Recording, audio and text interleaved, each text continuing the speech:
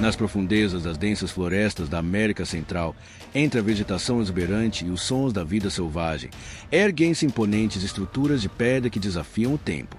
Pirâmides que tocam o céu, templos decorados com símbolos enigmáticos, cidades inteiras que, num determinado momento da história, foram subitamente abandonadas. Este é o legado dos maias, uma das civilizações mais fascinantes e avançadas do mundo antigo, cuja história continua a cativar arqueólogos, historiadores e entusiastas em todo o planeta. Quando falamos em civilizações perdidas, poucos exemplos são tão emblemáticos quanto os maias.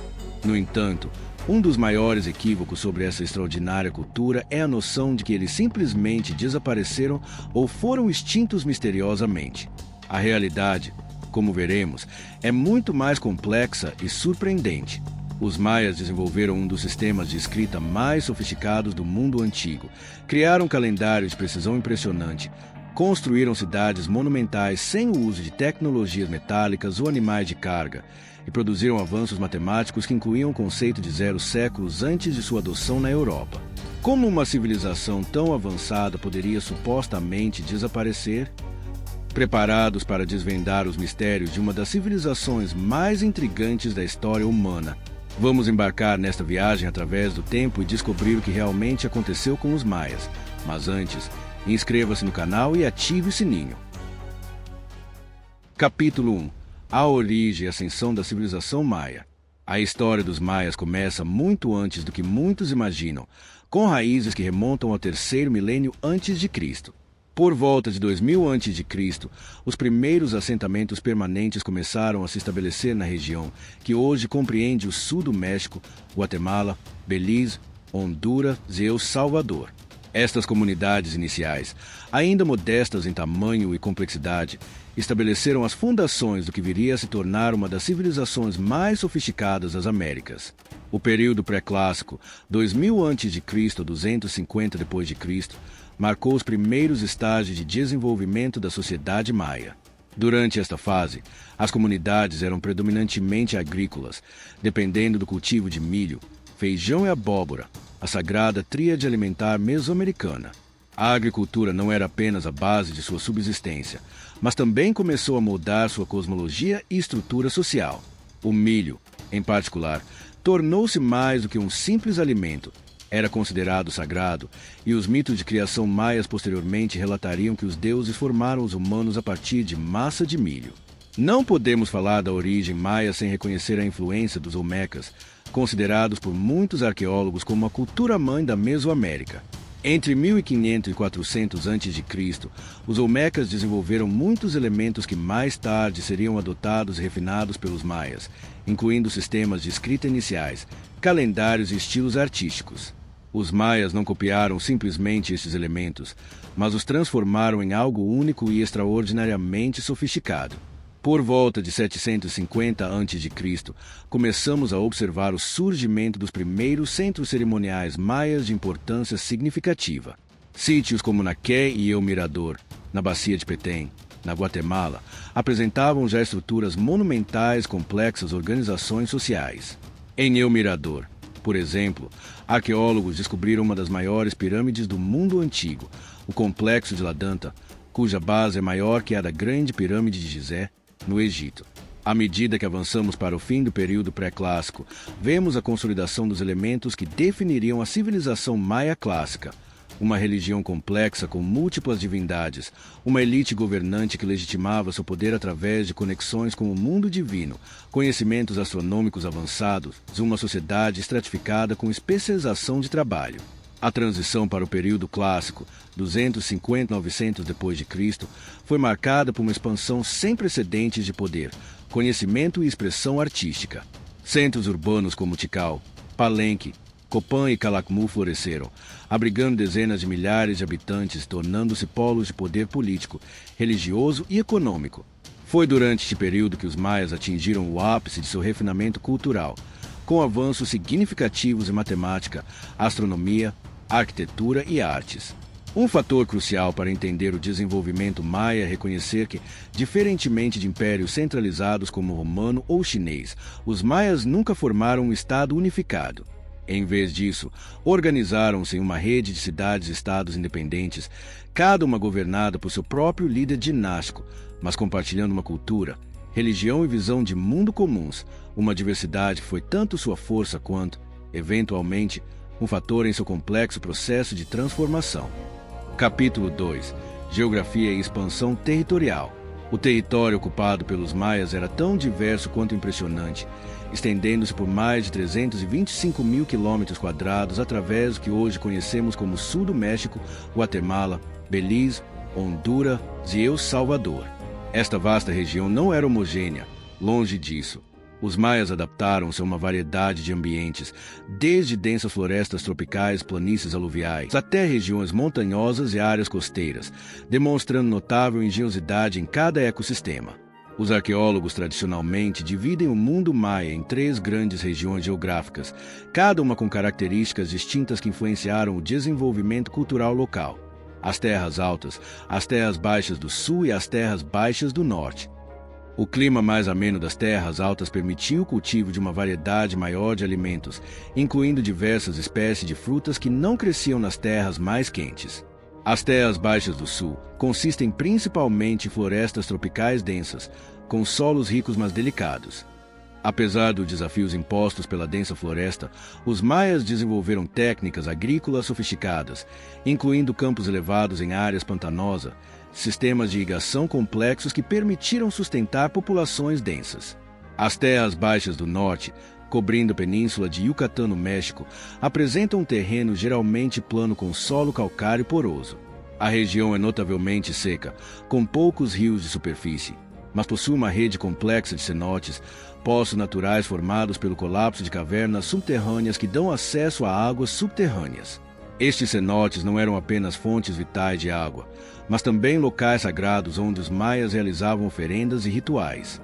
Nas regiões pantanosas, ergueram campos elevados chamados chinampas que transformaram áreas alagadas em terras férteis para cultivo. Nas florestas tropicais, praticaram formas sofisticadas de agroflorestamento, combinando o cultivo de árvores frutíferas com plantas menores em sistemas que imitavam a biodiversidade natural da selva. As rotas comerciais conectavam estas diversas regiões, criando uma rede de intercâmbio que transportava não apenas mercadorias, mas também ideias, técnicas artísticas e inovações tecnológicas. O comércio marítimo ao longo da costa do Golfo do México e do Caribe complementava as rotas terrestres, permitindo conexões com culturas mais distantes como Teotihuacán, no centro do México. Capítulo 3. Organização social e política. A sociedade maia era rigidamente hierárquica, com distinções claras entre diferentes classes sociais refletidas não apenas em privilégios e responsabilidades, mas também em vestimentas, habitações e até modificações corporais como a deformação craniana e incrustações dentárias reservadas à elite. No topo dessa pirâmide social estava o governante, conhecido como Ajo ou Ao, um título que significa senhor ou orador. O Ajo não era apenas um líder político, mas uma figura semidivina que servia como intermediário entre os deuses e os mortais. Sua legitimidade derivava de linhagens dinásticas cuidadosamente rastreadas, registradas em monumentos, frequentemente vinculando sua ascendência a divindades ou heróis mitológicos.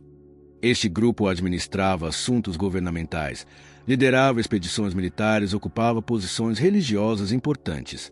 Os arqueólogos podem identificar membros desta classe através de enterros luxuosos contendo jade, cerâmica elaborada e outros bens de prestígio, bem como por representações em arte que os mostram com vestimentas e adornos complexos. Uma classe sacerdotal especializada, muitas vezes sobreposta à nobreza, era responsável por conduzir rituais, manter os calendários, realizar observações astronômicas e preservar conhecimentos esotéricos.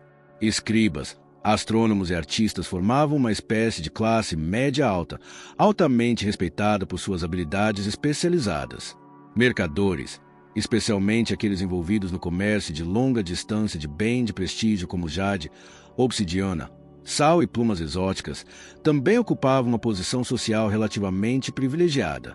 A grande maioria da população consistia de camponeses que cultivavam milho, feijão, abóbora e outras culturas, pagavam tributos aos governantes e forneciam mão de obra para projetos de construção monumental. Capítulo 4. O colapso do período clássico maia. Durante os séculos VIII e IX depois de Cristo, testemunhamos um dos maiores mistérios da arqueologia mesoamericana, o gradual abandono dos grandes centros urbanos maias nas terras baixas do sul. Cidades como Tikal, Palenque e Copán, que haviam sido centros de poder e cultura por séculos, foram progressivamente desocupadas. Este não foi um evento súbito, mas um processo que se estendeu por aproximadamente 150 anos. Diversos fatores contribuíram para este fenômeno que chamamos de colapso maia. Um dos mais significativos foi a mudança climática. Espeleotemas e outros indicadores mostram um período de precipitação reduzida que teria afetado drasticamente a agricultura, base da economia maia. A degradação ambiental também desempenhou papel crucial. O crescimento populacional exigiu desmatamento extensivo para a agricultura e construção, resultando em erosão do solo e diminuição da biodiversidade. No âmbito político, registros hieroglíficos e evidências arqueológicas mostram um aumento significativo de conflitos entre cidades-estado rivais durante este período. Esta intensificação bélica, evidenciada por fortificações, representações de guerra e monumentos, sugere uma fragmentação do poder político e disputa acirrada por recursos cada vez mais escassos. Há indícios de tensões sociais crescentes resultaram em rebeliões internas, com a população questionando a autoridade de governantes que não conseguiam mais garantir chuvas e colheitas abundantes. Capítulo 5. Os maias não desapareceram. Contrariando um equívoco comum, os maias nunca desapareceram. O que ocorreu foi uma profunda reorganização social, política e geográfica após o colapso do período clássico. A população maia continuou existindo, adaptando-se às novas circunstâncias e eventualmente estabelecendo novos centros de poder. Esta mudança geográfica representou uma adaptação às novas realidades climáticas, com populações migrando para regiões com acesso mais seguro à água, como áreas costeiras e locais com cenotes, poços naturais. A reorganização política pós-colapso caracterizou-se por estruturas menos centralizadas e menos dependentes de rituais elaborados.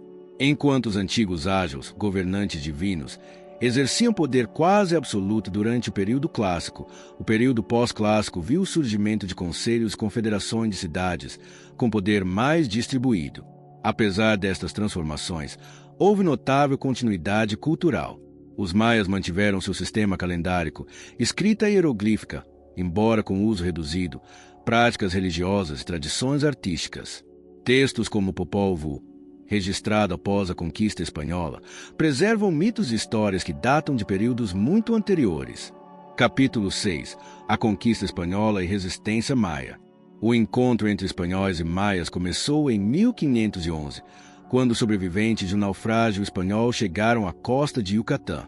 Entre eles estava Gonzalo Guerrero, que se integrou à sociedade maia, adotando seus costumes e eventualmente lutando contra os próprios espanhóis, simbolizando a complexidade deste encontro cultural. A conquista sistemática iniciou-se em 1527, quando Francisco de Montejo liderou expedições para subjugar o norte de Yucatán. Diferentemente da rápida queda do Império Azteca, a conquista das terras maias foi um processo prolongado e fragmentado, refletindo a natureza descentralizada da organização política maia na época. Nas terras altas da Guatemala, Pedro de Alvarado enfrentou feroz resistência dos Caixi e Caciquel a partir de 1524. Apesar da superioridade tecnológica espanhola e dos efeitos devastadores das doenças europeias, que reduziram a população indígena em até 90% em algumas regiões, os maias resistiram através de confrontos diretos, guerrilha e preservação cultural clandestina. O último reduto maia independente foi Tayasal, uma cidade-ilha no Lago Petén-Tissá, Guatemala, que manteve sua autonomia até 1697, quase 2 séculos após o início da conquista. Seu isolamento permitiu a preservação de práticas culturais, religiosas e políticas tradicionais maias muito depois que outras regiões haviam sido subjugadas. A colonização espanhola trouxe mudanças profundas. O sistema de encomenda impôs trabalho forçado, a evangelização católica buscou erradicar as religiões nativas e novas estruturas administrativas deslocaram autoridades tradicionais. Contudo, os maias resistiram através de sincretismo religioso, preservação clandestina de textos e conhecimentos e rebeliões periódicas. Durante os séculos coloniais, diversas revoltas maias eclodiram, como a rebelião liderada por Jacinto Canek em 1761. A mais notável foi a Guerra das Castas do Yucatán, de 1847 a 1901. Uma ampla insurreição que quase expulsou completamente a população não indígena da península. Esta guerra foi alimentada por tensões sociais, exploração econômica e um movimento religioso sincrético centrado no culto da cruz falante, exemplificando como identidade étnica e resistência política continuaram entrelaçadas mesmo séculos após a conquista. Capítulo 7. Os Maias Modernos. Cultura Viva. Hoje, aproximadamente 6 milhões de pessoas identificam-se como maias, vivendo principalmente na Guatemala, México, Belize e Honduras.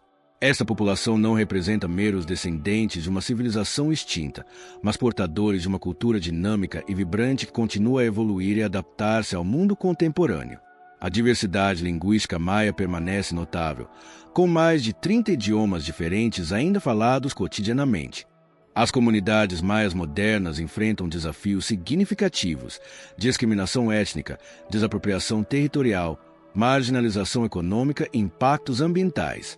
Contudo, as últimas décadas testemunharam um poderoso movimento de revitalização cultural e reivindicação identitária.